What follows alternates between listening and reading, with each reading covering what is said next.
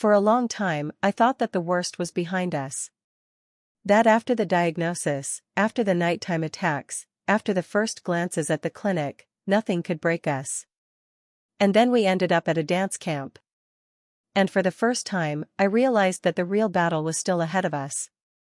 This is not a story about disability. This is a story about silence that suffocates worse than screams. About a system that smiles in your face while calling social services behind your back. And about how I learned not to ask for permission to exist. When I saw that flyer on the board at our local community center, it felt like a sign. Summer dance camp. Ages 7 to 13. All are welcome. In big, colorful letters, somehow childishly sincere. I stood there with a bag of pasta and a can of tuna, sweaty from my shift, and looked at that announcement as if it were some kind of sacred promise. My son, Eli, was 10. He was born with a mild form of cerebral palsy. He walks with a walker. He doesn't run or jump like other kids. But he loves music. He adores it. When he hears a beat, his eyes light up. It's not just a hobby. It's his way of being with others. Of feeling like he belongs. So when I read "All are welcome," I believed. I called. On the other end was a woman named Jen. Her voice was cheerful and confident. I explained that Eli has cerebral palsy, that he uses a walker, but loves to move to music. "Oh, he's more than welcome," she replied. "Inclusion is a priority for us. You've come to the right place." I almost cried. I clutched the phone and said thank you 5 times. Then I came home and told Eli. He fell asleep that night with his dancing shoes by his pillow. The first day of camp was tough. He tried hard. God, he tried so hard. But his body didn't listen like the other kids. During warm-ups, the instructor said, "Everyone do a lunge," and I saw Eli's feet slide uncertainly, his hands clench the handles of his walker, the other kids watching him out of the corner of their eyes. Someone whispered. One boy laughed. But there was a girl, Tasha. She came up to him, sat down next to him, and began to repeat the movements more slowly. They both laughed when they mixed up their right and left hands. And in the evening, as I waited at the door, my heart pounding in my chest, Eli came out with a smile from ear to ear, holding a mini snack in his hand, and said, "Mom, I have a friend." I melted inside. Like a little balloon had inflated in my chest and popped. I smiled and pretended I didn't need to wipe my eyes. The next few days were magical. He asked me to come home early. At home, he spun around in our cramped living room, rehearsing. Even when he fell, he got up and laughed. "I'm going to dance, Mom," he said. "They said we'll all be on stage at the final show." And I allowed myself to believe it. I, foolishly, allowed myself to dream along with him. The first week of camp flew by like a fairy tale. I caught myself breathing a little deeper, a little easier. Working at the supermarket was still exhausting, my back ached from standing, my arms hurt from unloading boxes, but I was no longer counting the days until the weekend. I counted how many nights were left until the big concert at the end of camp, where my son was going to perform on stage. Eli was changing before my eyes. He woke up earlier than me, which was unheard of. Before I had time to make coffee, he was already in the kitchen, stretching his legs and singing something he had made up. His eyes were brighter. He talked more, about Tasha, about new moves, about how one instructor taught them to make a wave with their hands. "Mom, I can do it too, look." And he really could. When he showed me that wave, his hands didn't move as smoothly as the others, but there was energy, intention, self-belief. This was my Eli. Warmed from within by music. I started bringing him little surprises after his shift, fruit bars, new sports socks, a bottle of water with dinosaurs on it. They were all little things, but he accepted them with such enthusiasm, as if I had brought him treasures from another world. One evening, we were returning home on the bus. I leaned tiredly against the window, and he sat next to me, his feet not reaching the floor. He suddenly leaned toward me and whispered, Mom, I think I might be able to dance without crutches.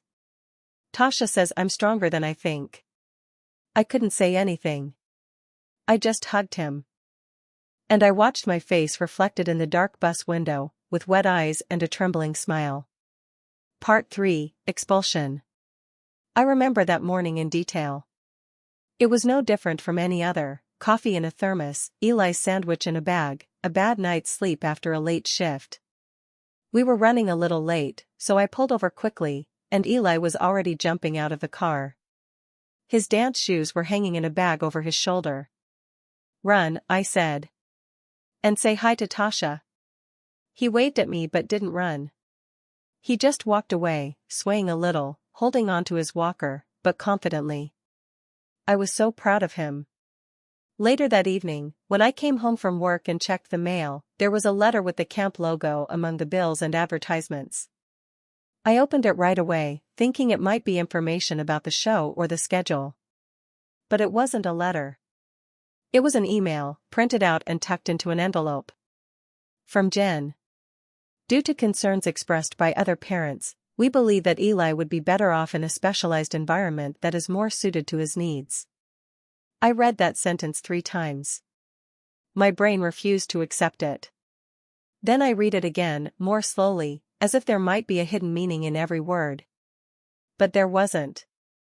They were kicking my son out. From a camp that promised all our welcome. My hand started shaking. I called right away. The line was busy. Again. And again. Then the answering machine picked up. I sat down on the kitchen floor. Just like that, exhausted, as if I had been unplugged. In the bedroom, behind the wall, I could hear Eli humming a song from practice. He didn't even know. And I sat there, leaning against the refrigerator, not knowing how to tell him. The night after that letter was one of those that sticks in your body. Not in your memory, in your body. In your chest, which feels tight. In my throat, which couldn't swallow tea. In my hands, which wouldn't obey me. I lay awake all night, listening to Eli breathing in his room. He was whispering something to himself, humming the tune that always played in his head after class.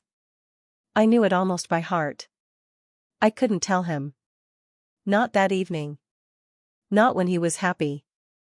I stared at the ceiling and counted how many times I had swallowed it. This injustice. How many times I had kept quiet because I didn't want conflict. At the cash register when a customer was rude. At the hospital when the nurse asked, "Does he always walk like that?" At school when other moms talked about their athletic sons, and I just nodded and smiled as if it didn't hurt. But this time it was different. This time, they touched his heart. His faith. They gave him hope, and took it away without even looking me in the eye. The next morning, I arrived at the center before it opened. I waited in my car for someone to arrive. It was cold, and I was freezing, but I didn't get out. I just sat there, holding the letter in my hand. As proof. As a shield. When the first employee finally showed up, I followed her. I knew Jen wouldn't be there for another hour, and I knew she wouldn't answer my calls. But I didn't want Jen. I wanted someone higher up. I was taken to Carol, a woman who looked like she had just retired, gray-haired, with kind eyes and wrinkles that spoke of years of patience. I expected her to brush me off. To say something like, "We'll look into it," or "It's not that simple." But she just said, "Tell me everything." I started at the beginning. With the flyer. With the phone call. With Jen saying inclusion is a priority. With Ellie's excitement. With Tasha. With the music in our living room. And then, with the letter. From the silence. From my heart, which was breaking in the middle of the kitchen. Carol sat silently, but her face was attentive. She didn't interrupt. She didn't take notes. She just listened. And when I finished, she said, "Thank you for coming. I'll look into it." Personally. I left with a strange feeling. Not relief. Hope mixed with fear. Because I knew that when you start talking, some people really don't want you to be heard.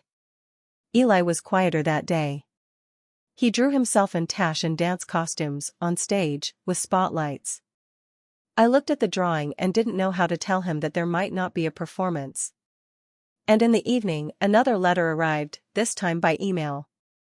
It was from Carol. She wrote that there had been a misunderstanding and that Eli could come back. That Jen would be informed. That we were, of course, always welcome. I read the letter 3 times. But I didn't smile. Because I already knew, promises are just words until you're standing at the door with your son. The next morning, I brought Eli. He was wearing his best soccer jersey, gel in his hair, holding the same bag with his shoes. He was so happy he couldn't sit still in the car. But when we approached the door, we were met by another volunteer. She was young, with light hair and a nervous expression on her face. She didn't look me in the eye, just said quietly, "I'm sorry, but we can't let Eli in. It's a matter of responsibility. It's a decision made by management." I froze. I literally froze. I grabbed Eli by the shoulder, as if he might fall. But he just stood there silently. He didn't ask any questions. He didn't cry. He just stood there. His eyes were no longer shining. I don't know how long we stood there. 5 seconds? 5 minutes? Then I turned around and led him back to the car. He didn't say a word all the way home. His silence was more painful than any scream. That night, I called Jen again. Of course, she didn't answer. I left a message. My voice was shaking, but I spoke clearly. You said, everyone is welcome. You have no right to take that back because my son doesn't move like the others. You have no right to kill what has just begun to live in him. I hung up. Then I opened my phone, went to the parents' Facebook group, and wrote. Has anyone else had their child with a disability kicked out of a club or camp? I'm just wondering if I'm the only one. I didn't name names. I didn't mention the camp. I didn't accuse anyone directly. I just asked. And then it started. The first responses in the group appeared 10 minutes after my post. I sat on the sofa, holding a cup of tea that had already gone cold, and stared at the screen as if justice were about to be served. We had a similar experience with the swimming pool. They said there were no facilities for my son. But they didn't offer any alternatives. My daughter has Down syndrome. They simply forgot to add her to the group after the first class. No explanation. Yes, it happens. And it's always hidden behind nice words. Safety. Special needs. But in essence, just refusal. The comments poured in. I read each one. Some were dry and factual. Others were emotional. People shared the pain they had carried for years. Sometimes, for the first time. Mothers wrote that they felt guilty, saying that maybe their children were too difficult. Others said they had gotten used to keeping quiet because they didn't want to cause problems. There were also a few comments of a different kind. It's not discrimination if the center doesn't have the resources. You should have read the terms and conditions more carefully. Maybe your child really will be better off with people like him? I didn't respond. I didn't argue. But something boiled inside me. My son is not like him. He is who he is. And he doesn't need to be hidden away. He doesn't need to be restricted. And he definitely doesn't need to be removed from dance class because someone feels uncomfortable seeing that he doesn't move as fast as the rest. The next morning, I woke up to the sound of my phone. A message. I got up and pulled my phone out from under my pillow. And froze. Hi, my name is Laura. I am the mother of a girl with autism. What you wrote is my life. If you want to talk, I'm here. My child was also at the camp at the center. Last summer. They hinted that it would be better not to return. Also Jen. My name is Yulia. I am a psychologist and worked with one of the volunteers at that center. If you need, I can share information about what they really think about inclusion there. My heart was beating so loudly that I was afraid of waking Eli. I wrote to all three of them. Briefly. But sincerely. Thank you. Yes, I want to talk. We met that evening at a cafe near the park. I arrived first and sat down at a table by the window overlooking the playground. I watched the children running and jumping. Someone spilled water from a bottle and everyone laughed. And my son, he was sitting at home, silent, with shoes that never made it to the stage. Lara was the first to arrive. Tall, thin, with tired eyes. Then Yulia, young, determined. And third, Irina, the mother of the girl with autism. We talked for 2 hours. They told their stories. About how their children were not included in general groups. About how inclusion was only on paper. About Jen's looks. About how every complaint was met with "we will look into it," and nothing ever changed. Yulia said quietly. This is not a coincidence. It's the system. They make promises because it sounds good. But when it comes to real work, they just get rid of those who complicate the process. My face was burning. Not from shame. From anger. I was no longer alone. My story is not an exception. It's a symptom. And I decided, I will no longer remain silent. The next day, I wrote again. But not to the group. This time, to a journalist. His name was Danilo. I had once seen his report on a new accessible playground, how he interviewed the mother of a child in a wheelchair. His style was clear, direct, unembellished. He listened. I found his page, opened a message, and simply wrote. Good afternoon. My name is Maria. My son Eli, who has cerebral palsy, was expelled from a summer dance camp after being promised inclusion. I have letters. I have recordings. And there are 3 other parents who have gone through the same thing. He replied an hour later. This sounds like a story that needs to be told. Can we meet tomorrow? I thought it was over. That after the speech to the council, after Eli showed off his dance moves, and after Jen resigned, everything would settle down. But 3 days later, as Eli and I were having breakfast in our pajamas, still half asleep, the doorbell rang. 2 strangers. A woman and a man. Badges, calm voices. We're from Child Services. We need to check on your child's living conditions. We received an anonymous complaint. It's related to excessive medicalization and emotional well-being issues. I didn't immediately understand what I was hearing. My heart sank. My legs felt like jelly. My mind went blank.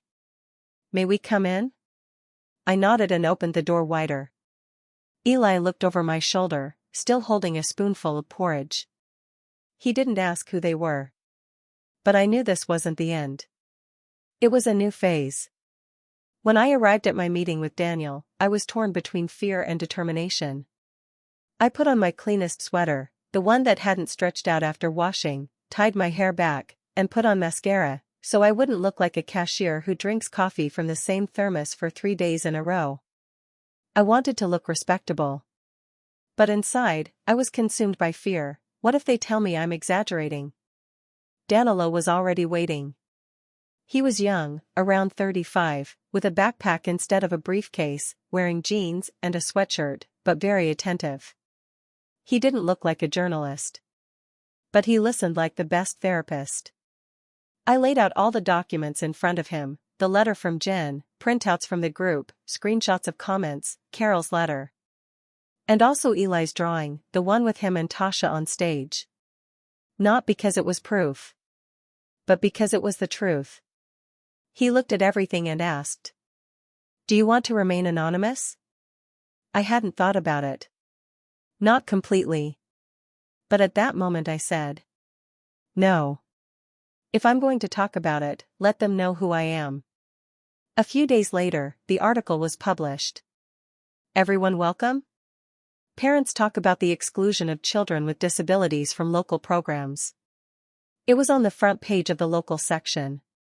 With a photo, not of me, no. Danilo decided to show only our hands in the picture, against the backdrop of the dance hall door. It was more powerful than any portrait. The article didn't scream. It told a story. About Eli. About Lara. About others. About promises and reality. Danilo pointed to the word inclusion and showed how it died between the lines of the protocols. I didn't know how many people would see it. But they did. The next morning, Carol called me. I read it. And I'm ashamed. Her voice was quiet, bitter. I gave Jen instructions. Clear instructions. To bring Eli back. She ignored me. And she didn't tell me. This is not our policy. This is not our mission. This is not. She stopped. I want to invite you to speak at the next board meeting. Tell them everything, as it is. I was silent. Not because I didn't want to, I just didn't know if I could handle another room where everyone was looking at me but not seeing me. You can take Eli, she added. If you want. That changed everything. When we entered the meeting room, my heart was pounding so hard I could barely hear my own thoughts. Plastic chairs, a table with coffee, 5 board members in different clothes, some in business suits, some in Mickey Mouse sweaters. I stood next to Eli, holding his hand. I told them. Without drama. Without literary devices. I just told them how it was. How scared I was. How I watched my son dance in the living room. How I held the letter in my hands. How I stood in front of the closed door while he remained silent. And then Eli did something I didn't expect. He took a step back, took his dance shoes out of his backpack, and said, "Can I show you?" He showed them the moves he had been practicing at home. Unsteady, imperfect, but so alive. And at that moment, I saw someone's chin tremble. Carol stood up. I move that we vote to implement the new accessibility standards. And immediate inclusive training for staff. Everyone raised their hands. A week later, Jen resigned. I thought that was the end. But there was one more thing. The 2 social workers walked through my apartment with meaningless smiles on their faces. They looked but didn't see. First, the kitchen, is there any food, is there any water? Then the bathroom, why so many adaptations? And again that look at the railings by the toilet, as if at something suspicious. In the bedroom, they stopped at Eli's bed. Why isn't it normal? Because he rolls off high beds. It's safer. The woman with the tablet wrote something down. The man said quietly, "We understand, it's difficult. But there are standards." Standards. I wanted to ask if these standards included how to save your child from exclusion, humiliation, and false accusations. But I kept quiet. Because Eli was there. Because I was afraid that any harsh words would be another item on the report. After they left, I sat down on the floor. I didn't even have the strength to get to a chair. I clenched my hands so they wouldn't shake. Eli, my son, my world, brought me a glass of water and said, "Are they bad people?" I looked at him. And I told him the truth, as best I could. They don't understand. But I'll learn how to explain it to them. He nodded. And hugged me. Without a word. Just held me close. And I decided, enough. Enough silence. Enough waiting. Enough fear. The next day, I dialed the number my sister had given me. A lawyer she knew through a friend, a specialist in family and parental rights. Her name was Camilla. "You don't just need advice," she said after a short conversation. "You need to record every step. Everything that happens. Who called. What they said. When. And we need to find out who is making these anonymous complaints." I started writing a diary. Not about my emotions, no. Just facts. Who came when. What they said. How Eli reacted. Screenshots, printouts, receipts, therapist's reports. Camilla met with me 2 days later. Restrained but direct. She had the look of someone who had seen a lot of injustice but never got used to it. If this is a targeted attack, we will find a lead. And we will take it to court. But first, document everything. Everything. On record. What about Eli? I asked. He's already in the eye of the storm. So you have to be his calm. His protection. For the first time, I felt that I was not alone. That I was not just a mother. I was a party. I was a force. I was the cause. Meanwhile, Danilo was preparing a new publication. After the first article, 2 more parents contacted him. Their stories were different, but they had the same root: inclusion in words, exclusion in practice. I called him and said, I had social workers at my door again. An anonymous complaint. Because of my child's emotional state after the media exposure. This is the second time. We have to prove that this is harassment. He was quiet. But his voice grew colder. I'll file a request through the city council. They have to give me the details of where the anonymous letters came from. The IP address. The dates. If this is a deliberate attempt to settle a score, we will prove it. I didn't answer right away. I looked at Eli, who was playing music on his old player, trying to relearn that movement from camp that never ended. I said, I don't want revenge. But I won't let anyone else lose hope because of them. Carol called me a week later. I found out there were more complaints. It wasn't our initiative. But I think I know who's behind it. I knew too. Her name was Jen. When Daniel called me again, his voice was different. Softer, but no less serious. I got a response to my request. The complaints came from the same IP address. 4 times. On different dates. After your posts. After the first publication.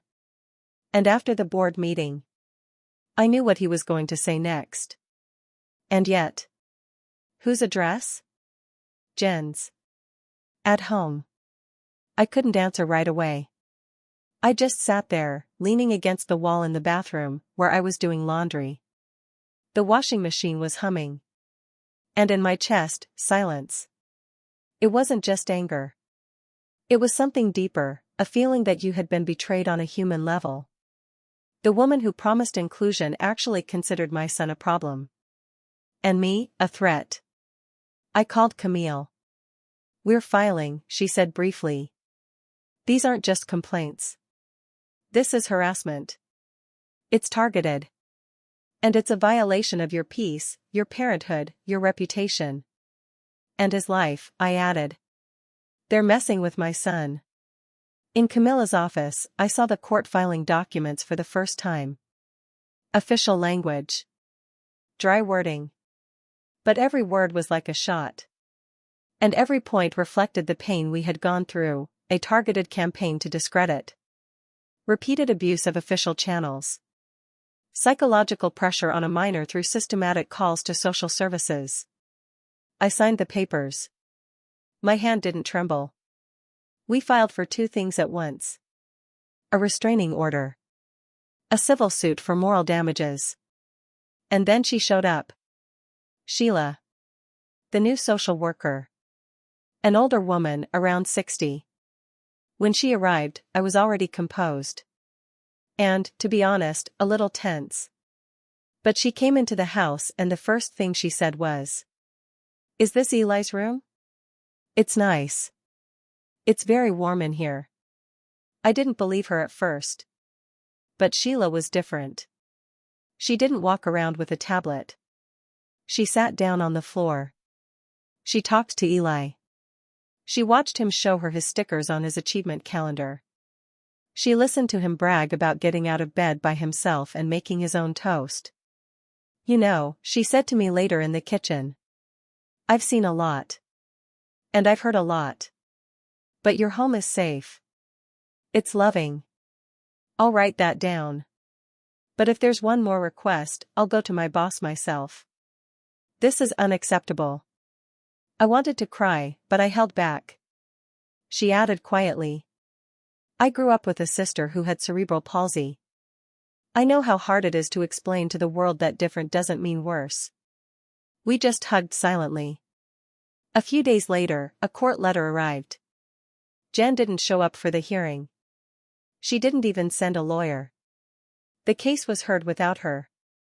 I was awarded official confirmation of my right to custody, compensation for legal assistance, and most importantly, a legal injunction against her taking any action against me or Eli.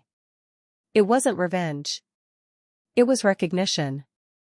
Eli never knew the full extent of what we had been through. But he saw something else, that I hadn't given up. That I stood up to all of it, and survived. And then one morning, as I was making him breakfast, he suddenly said, "Mom, I want to try dancing again. But somewhere where everyone is really accepted." I smiled. And I replied, "You know, I think I know a place." We found a new program by accident. I stumbled upon a post on social media. A small art school in a neighboring district was advertising enrollment for an inclusive art group for children with different abilities. I could have ignored it. The words inclusive and abilities sounded like traps to me. But there was something in the description, not promotional, not formal. It was simply written with sincerity. Every child can create. We don't adapt art to a standard. We change the standard. I wrote to them. The next day, I received a reply from the program coordinator, Irina. Her tone was warm, her words simple, and she invited me to come to an introductory class. I showed it to Eli. He smiled but said, "Maybe we shouldn't tell them I have a cane?" It hit me harder than any visit from social workers. "Eli," I crouched down next to him. "If they can't accept you completely, it's not the place for you. And they're not your people." He nodded silently. Then he asked, "But we'll try?" "Of course," I said. "If you're ready." We arrived on Saturday. It was a small room that smelled of acrylic paint, children's rugs, and bookshelves. But it wasn't a staged children's paradise, it was a real space where creativity could flourish. Irina met us at the door. A woman in her 40s, wearing jeans with paint stains and a huge smile. She immediately leaned toward Eli. "Hello. Do you like to draw, dance, play?" "Dance," he replied quietly. "But not very fast." "Perfect," she smiled. "We don't rush here." I was a little shaken. I wasn't used to no one asking, "Can he do it?" No one looked at me as a barrier between the child and the class. Irina said, "If you want, you can stay with him for the first few lessons. But to be honest, I think he'll be fine on his own." I agreed. But I stayed in the hallway. And there, for the first time in many months, I heard my son laughing with other children. Not in a room. Not in treatment. Just among friends. When the class was over, he came out to me with a drawing. He had drawn himself jumping up. Next to him were other figures. None of them were alike. Each had its own pose and its own colors. "That's us," Eli said. "And everyone is flying however they want." I wiped my eyes as if I were just brushing something off my face. "How do you like it?" "I want more." I hugged him. "And we'll go again." Over the next few weeks, I began to notice changes. Eli started singing out loud more often, even on public transportation. In the morning, he got his clothes ready for class by himself. Once, he even suggested a new move and showed it to Irene. She replied, "Cool, that'll be our thing." I had a new feeling, that not every day was a struggle. That there were places where we weren't strangers. But one day, when I left class a little early and was waiting for Eli at the door, I heard a phrase that froze in my chest. "That's the mom from the newspaper. With the kid on a stick." Two other mothers standing a little further away whispered this to each other. I turned around. They pretended to be looking at their phones. I didn't approach them. I didn't respond. But then, as I was walking home, one thought kept running through my head: they're still here. Those voices. Those shadows. But the difference was in something else. Before, I would have been scared. Now, I just remembered their faces. And I said to myself, I'm not disappearing anymore. I'm growing up. And I'm teaching my son to do the same. When the show started, I couldn't sit still. I sat in the second row. I clasped my hands on my knees. I breathed slowly. Like before a verdict. But it wasn't a courtroom. It was a stage. And on it was my son. Eli stood a little to the side, in his worn-out dance shoes, which we never replaced, because he loves them. Mom, they're used to my steps. His posture was slightly hunched, as always, but his eyes were clear. The stage was dimly lit. The music began. It wasn't loud. It wasn't explosive. It was just the way he liked it, with a simple rhythm. And he began. His movements were uneven. He limped here and there, paused too long in some places. But he danced. And he was himself. Without fear. Without shame. And when he made that same slow jump, the one the other children had laughed at in the first camp, the audience stood up. At first, I thought it was politeness. But then I saw that it was sincerity. People were crying. Some applauded wildly. Irina wiped her eyes. The coordinator hugged the students. And I stood there, in tears, thinking, he did it. We did it. After the performance, Eli ran up to me, smiling from ear to ear. I did it. Mom, I didn't fall once. I hugged him. Even if you had fallen, it would have been the most beautiful fall in the world. He laughed. And then he whispered. It was like a dream. I knew that I no longer wanted him to just survive. I want him to dream. To live life to the fullest. And to know that he doesn't have to become convenient to be accepted. I often think about that Maria who stood at the door of that first camp. Huddled, exhausted, silent. I would like to hug her. To say, you will survive. You will grow up. And your voice will not be weak, but strong. And I want to say this to you, the reader. Maybe you are a mother. Or maybe you are a father, a brother, a teacher, a neighbor. Or just someone who watches silently. Know this, the worst thing is not open hatred.